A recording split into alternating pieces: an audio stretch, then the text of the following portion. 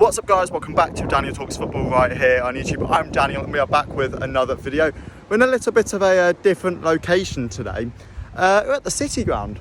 Nottingham Forest have more or less confirmed their Premier League survival after a very, very good result against Chelsea at the weekend. Forest are now on 36 points and it looks as if they will be staying in the Premier League. So I had a free period from college, so I thought I'd come down to the City ground, and while I'm here I thought I'd explain to you what I think happens next to this Nottingham Forest side, because we'll go this way I think.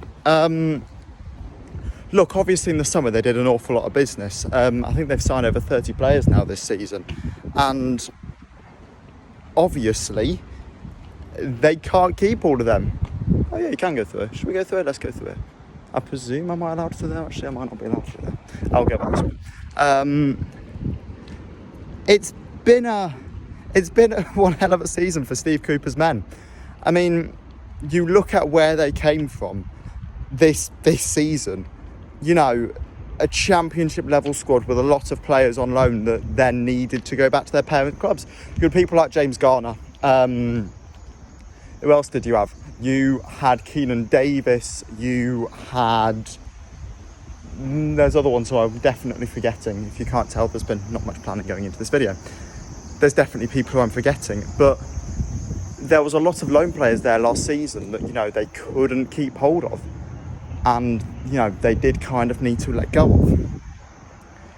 And, you know, they let a lot of those guys go back to their former clubs. They didn't sign many of those loan players on a permanent, so they did need to go out and sign new players. You know, it was a poor squad for Premier League standards without those loan players there, and they replaced a lot of them incredibly well.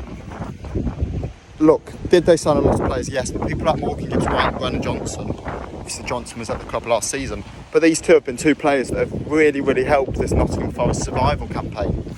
And as we can see the City ground in the background, it's been a tough season for Forest. However, they do look like they will be surviving in the Premier League. So what next for this side?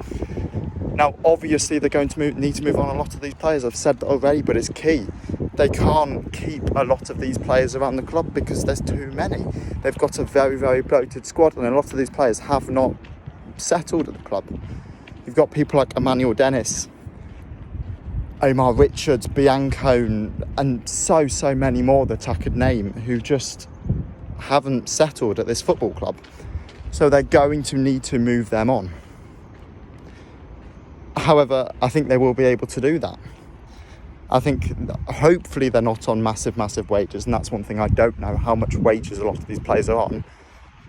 But if they can move them on, then they'll be in a very good position to sort of go out and buy more players.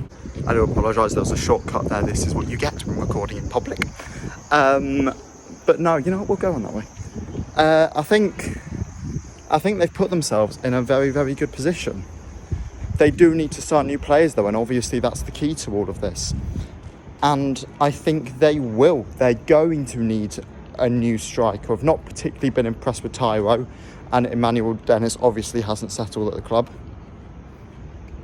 You need to bring in a big striker, but I think they'll do that. The owner's shown he's not scared to bring in new players, and that's a massive thing. If Forest are going to want to stay up again next season, they're going to need to bring in more players. Now, are they going to need to bring in as many as they've done this summer? Obviously not. There's a lot of those players that have worked out. A lot of them have kind of managed to gel. You are looking definitely more for quality over quantity this summer. Last summer it was quantity, it was getting who you could in through the door.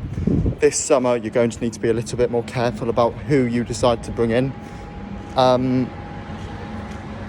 yeah, well, I think they'll do that. I think they will be careful with it. They've stuck with Steve Cooper throughout the season, despite many fans wanting to move him on.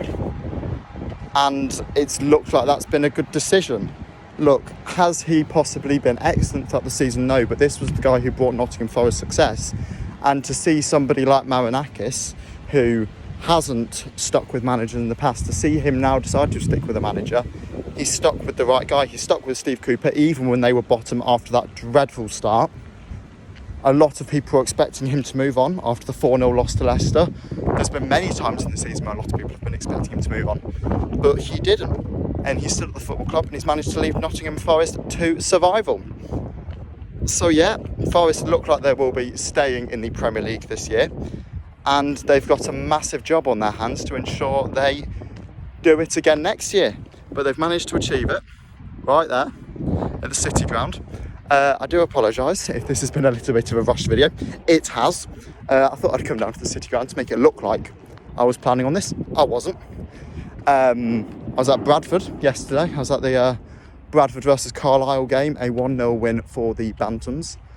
So well done to Bradford City. I told Dad that I'd give it a mention, so there we go, Dad. But no, thank you all for watching this video. If you have enjoyed it, please do make sure to hit that like button, subscribe and comment down below. Go over and follow the Instagram and the TikTok, Danny Talks Football on both. And I'll catch you all again in the next video. See ya.